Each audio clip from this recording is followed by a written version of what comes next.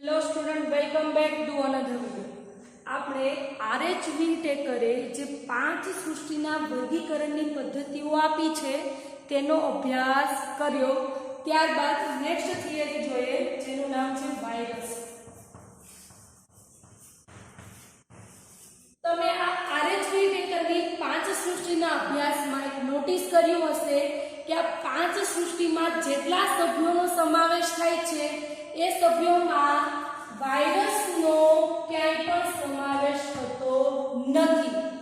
ફરીથી રિપીટ કરું છું, તમે નોટિસ કર્યું હશે કે ટોટલ જે આપણે 5 સૃષ્ટિનો અભ્યાસ કર્યો અને તેમાં સૃષ્ટિમાં કયા કયા સભ્યોનો સમાવેશ થાય છે તે પણ જોયું, તો તેમાં વાયરસનો કોઈ પણ સૃષ્ટિમાં સમાવેશ થતો નથી. તો આપણે જોઈએ કે વાયરસ શું છે. વાયરસને આપણે ડિટેલમાં જોઈએ તો આપણે ક્યારેક ને ક્યારેક શરદી અથવા તો શરદી સાથે તાવ જેવી રોગિષ્ટ અસરથી સપડાયા હશે, બરાબર. તો આ શરદી જે છે તે શેના દ્વારા થાય છે? તો શરદી જે છે તે વાયરસ દ્વારા થાય છે. ઘણી વખત એવું પણ બને છે કે આપણે આ વાયરસના જો ડાયરેક્ટલી સંપર્કમાં ના આવીએ તો પણ આપણને તે વાયરસની અસર થઈ શકે છે. ક્લિયર? વાયરસની એક આ ખાસ વાત યાદ રાખજો કે વાયરસના આપણે ડાયરેક્ટલી સંપર્કમાં ના આવીએ તો પણ આપણને તેની અસર થઈ શકે છે, બરાબર. હવે આપણે વાયરસ જે છે તેને વર્ગીકરણ થયું છે કે નથી થયું તેની વાત કરીએ. તો વાયરસની આપણે ડિટેલમાં જોઈએ તો વાયરસ જે છે તે કોઈ પણ પ્રકારનું વાસ્તવિક જીવન ધરાવતો નથી. સેકન્ડ જોઈએ તો વાયરસ જે છે તે અકોષીય છે, એટલે કે તેના દેહની અંદર કોષનો અભાવ છે. આ કારણથી આપણે વાયરસને વર્ગીકરણમાં શોધી શકતા નથી અને આ જ કારણે વાયરસનો કોઈ પણ સૃષ્ટિમાં સમાવેશ થતો નથી. વાયરસને સૃષ્ટિમાં સમાવેશિત ન થવાનું શું કારણ છે? તો તેના 2 કારણો છે કે તે કોઈ પણ પ્રકારનું વાસ્તવિક જીવન નથી ધરાવતું. સેકન્ડ જોઈએ તો એ અકોષીય છે, એટલે કે તેના દેહની અંદર કોષનો અભાવ છે અથવા તો એવું કહી શકાય કોષો ગેરહાજર છે, બરાબર. તો આ બંને કારણથી આપણે વર્ગીકરણમાં વાયરસને શોધી શકતા નથી, બરાબર. હવે ઘણી વખત આપણે જોઈએ કે વાયરસ જે છે તેની રચના કેવી હોય છે. તો વાયરસની રચના નિષ્ક્રિય સ્ફટિકમય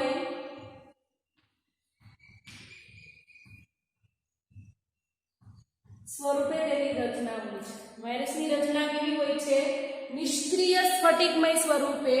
અને વાયરસ શું કરે છે તો એ યજમાનના શરીરની અંદર જ્યારે પ્રવેશ કરશે ત્યારે શું કરશે? તો જ્યારે યજમાનના શરીરની અંદર પ્રવેશ કરશે ત્યારે વાયરસ જે છે તે યજમાનનો એક વ્યવસ્થા તંત્રનો ભાગ બની જશે,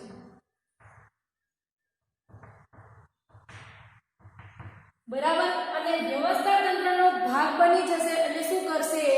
તો એ યજમાનના શરીરની અંદર પ્રતિકૃતિ કરવાનું શરૂ કરશે. પ્રતિકૃતિનો મતલબ થાય કોપીઓ બનાવવાનું શરૂ કરશે અથવા તો તેના માટે હજુ બીજો વર્ડ છે સ્વયંજનન કરવાનું શરૂ કરશે.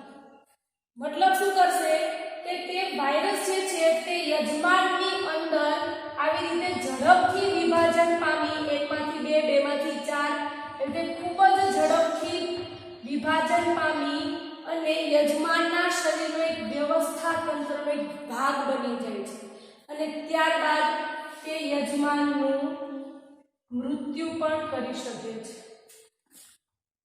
બરાબર. તો હવે આપણે 2 લક્ષણો જોયા વાયરસના કે વાયરસનું વાસ્તવિક જીવન નથી અને તે અકોષીય છે. તો આ બંને બાબતો પરથી આપણે કહી શકીએ વાયરસ નિર્જીવ છે. હવે આપણે અહીંયા જોયું કે યજમાનની અંદર શું કરે છે? વ્યવસ્થા તંત્રનો ભાગ બની અને સ્વયંજનન અથવા તો પ્રતિકૃતિ કરવાનું શરૂ કરે છે. તો આ લક્ષણ કોનું થશે? સજીવ આપણે વાયરસને નિર્જીવ તરીકે ઓળખશું કે સજીવ તરીકે? અલગ અલગ વૈજ્ઞાનિકોએ વાયરસ વિશે શું ખ્યાલ આપ્યો? તો તેમાં પહેલું જોઈએ પાશ્વર. તો પાશ્વરે વાયરસનો મતલબ આપ્યો હતો, અથવા એવું કીધું હતું કે વાયરસનો અર્થ થાય વિષ, અથવા તો તેને ઝેર રસાયણ તરીકે પણ ઓળખવામાં આવે. શા માટે પાશ્વરે વિષ અથવા તો ઝેર જે વાયરસનું નામ આપ્યું હતું? તો તેના માટેનું એક કારણ છે કે વાયરસ જ્યારે યજમાનના કોષોના સંપર્કમાં આવશે ત્યારે શું કરે છે? એ યજમાનના એક વ્યવસ્થા તંત્રનો એક ભાગ બની જાય છે અને ત્યારબાદ શું કરે છે? સ્વયંજનન અથવા તો પ્રતિકૃતિ પામી અને તે ઘણી બધી કોપીઓ બનાવવાનું શરૂ કરે છે અને ત્યારબાદ તે યજમાનને મારી નાખે છે. તો એટલા માટે પાશ્વરે વાયરસનો મતલબ આપ્યો વિષ અથવા તો ઝેર.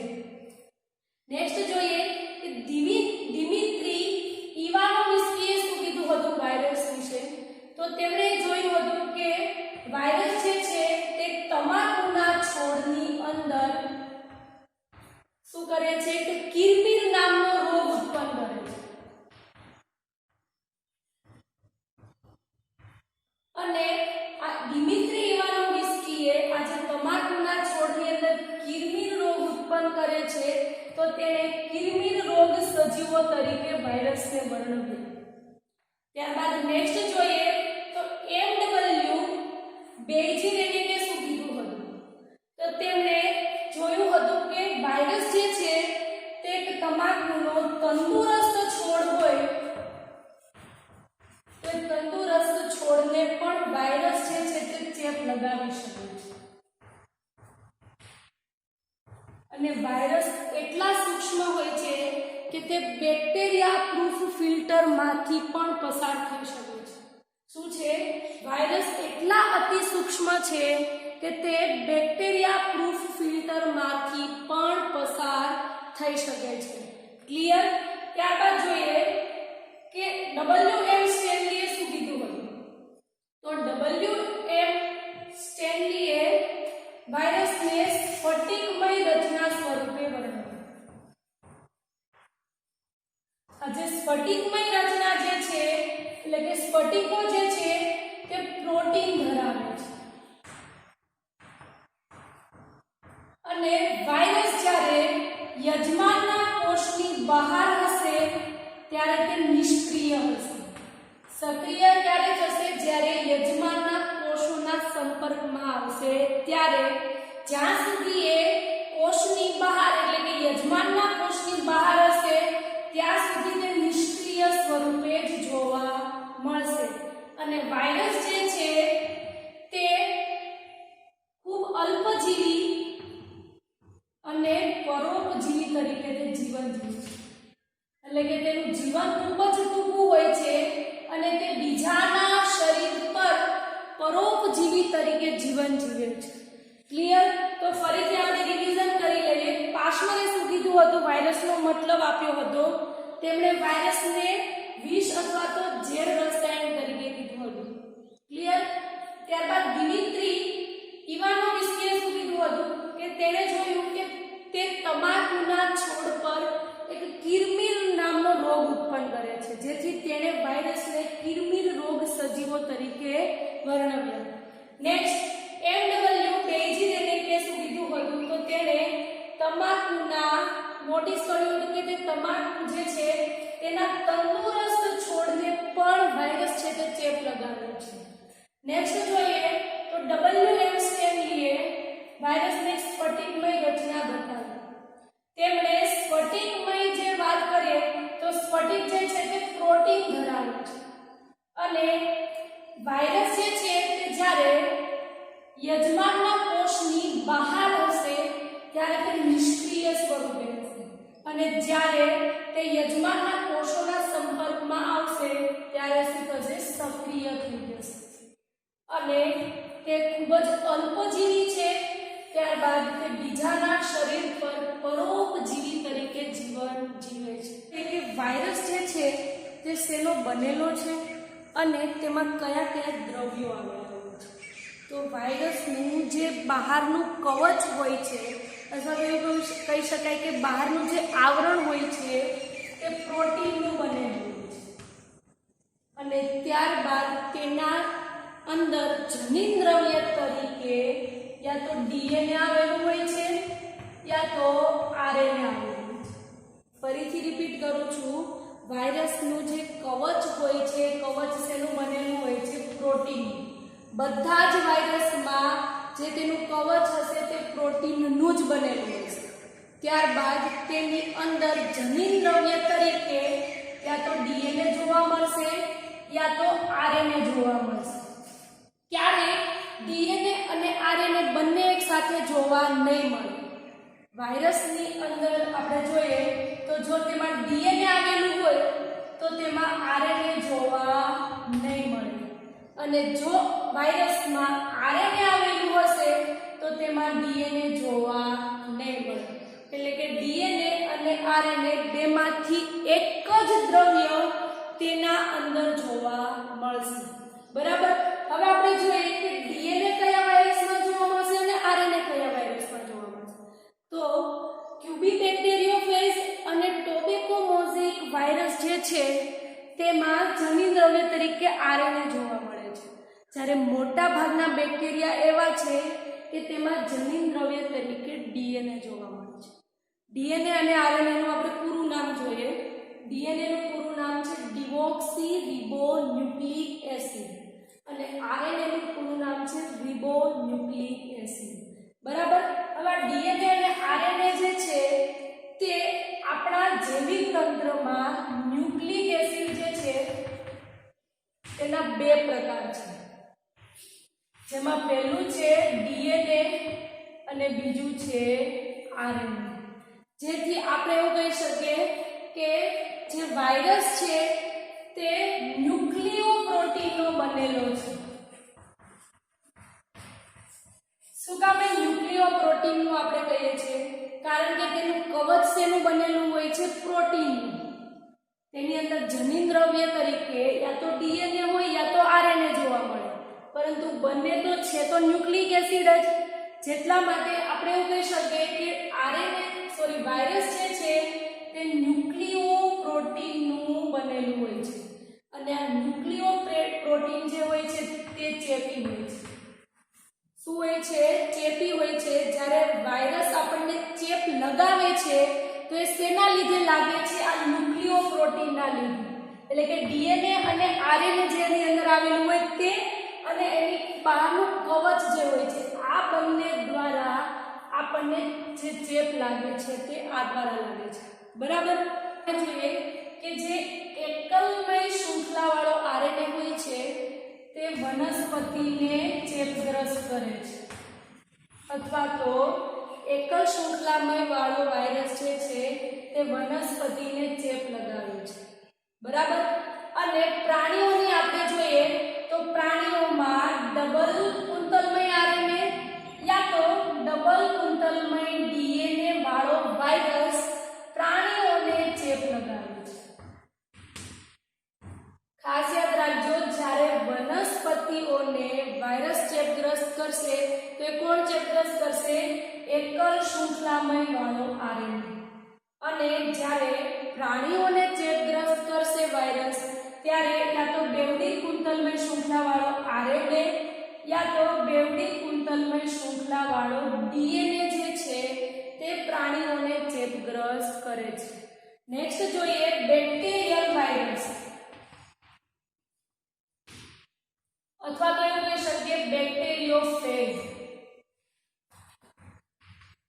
બેક્ટેરિયોફેજની વ્યાખ્યા જણાવી દઉં. બેક્ટેરિયોફેજનો મતલબ એવો થાય કે આ જે છે તે બેક્ટેરિયાની વસાહત છે અને તેની અંદર શું આવેલું હોય છે? જનીન દ્રવ્ય. અને આ જે છે તે વાયરસ છે. બરાબર. તો વાયરસ જ્યારે બેક્ટેરિયાને આવી રીતે ચેપગ્રસ્ત કરશે અને તે વાયરસ પોતાનું જનીન દ્રવ્ય બેક્ટેરિયાને આપી દે તેને બેક્ટેરિયોફેજ તરીકે ઓળખવામાં આવે છે. ફરીથી રિપીટ કરું છું, આ જે છે તે શું છે? બેક્ટેરિયાની વસાહત છે અને તેની ઉપર શું હશે? વાયરસ. તો વાયરસ જ્યારે બેક્ટેરિયાને ચેપગ્રસ્ત કરશે તે પ્રક્રિયાને શું કહેવાય? બેક્ટેરિયોફેજ અથવા તો તેને બેક્ટેરિયલ વાયરસ તરીકે પણ ઓળખવામાં આવે છે. તો આ જ્યારે બેક્ટેરિયલ વાયરસ અથવા તો બેક્ટેરિયોફેજ જે છે તે જ્યારે વનસ્પતિ અથવા પ્રાણીઓને ચેપગ્રસ્ત કરશે ત્યારે તે હંમેશા બેવડી કુંતલમય ડીએનએ સ્વરૂપે જોવા મળશે.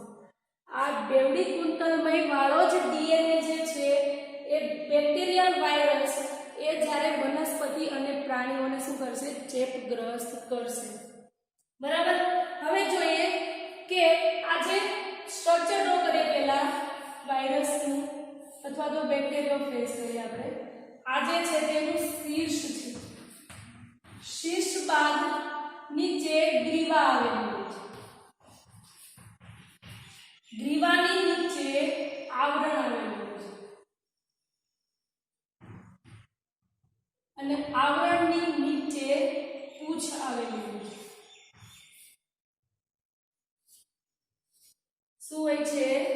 પૂંછના તંતુઓ આવેલા હોય છે. આ જે આપણે સ્ટ્રક્ચર ડ્રો કર્યું એ બેક્ટેરિયોફેજનું છે. ઉપર શું આવેલું હોય છે? શીર્ષ આવેલું હોય છે અને આની અંદર જનિત દ્રવ્ય જોવા મળશે. ત્યારબાદ શીર્ષની નીચે ગ્રીવા આવેલી હોય છે. ગ્રીવાની નીચે આવરણ આવેલું હોય છે અને તેની નીચે પૂંછના તંતુઓ આવેલા હોય છે. તો આપણે જોઈએ કે આ જે બહારનું જે આટલું કવચ છે, આ બધું જે બહારનું આપણને કવચ દેખાય છે એ શેનું બનેલું હોય છે? પ્રોટીન. અને તેની અંદર શું જોવા મળશે? જનિત દ્રવ્ય. બરાબર. તો હવે આપણે જોઈએ કે આ વાયરસને લીધે કેવા કેવા પ્રકારના રોગો થાય છે. વાયરસના લીધે ગાલપચોળિયું, વિસર્પિકા અને શરદી અથવા તો ચેપી તાવ જેવા ઘણા બધા રોગો જે છે તે વાયરસના ચેપથી થાય છે. કયા કયા રોગો? ગાલપચોળિયું, વિસર્પિકા, શરદી અથવા તો ચેપી તાવ. આ બધા જે રોગો છે તે વાયરસના ચેપથી થાય છે.